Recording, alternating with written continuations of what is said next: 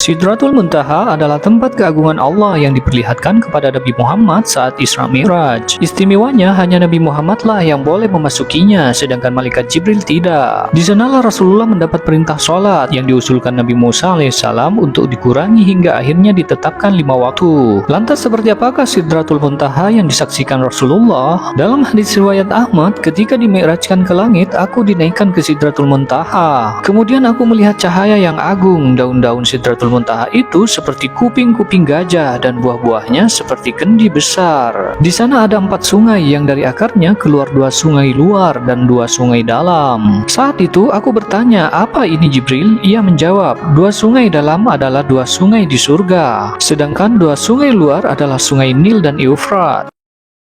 Utsman bin Affan pernah bertanya kepada Nabi tentang jumlah malaikat yang menyertai manusia. Beliau menjawab, ada 20 malaikat. 1 malaikat berada di sebelah kananmu. Jika engkau berbuat kebaikan, malaikat di sebelah kananmu itu mencatatnya 10. Jika engkau berbuat keburukan, maka malaikat sebelah kiri berkata kepada yang sebelah kanan, apakah aku tuliskan? Dijawab oleh yang sebelah kanan, tangguhkanlah selama 7 jam, barangkali ia bertaubat. Namun jika tidak bertaubat, tuliskanlah. Nabi melanjutkan, 2 malaikat lagi ada di hadapanmu dan di belakangmu. 1 malaikat yang menggenggam ubun-ubunmu. Ketika engkau tunduk kepada Allah, ia akan mengangkatmu. Ketika engkau sombong kepada Allah, ia akan merendahkanmu. 2 malaikat berada pada kedua bibirmu. Keduanya tidak sungguh-sungguh menjagamu kecuali saat engkau bersalawat kepada Nabi. 1 malaikat ada di mulutmu. Ia tidak membiarkan ular atau serangga masuk ke dalam mulutmu. 2 malaikat berada pada mata, di mana nama keduanya bernama Syuai.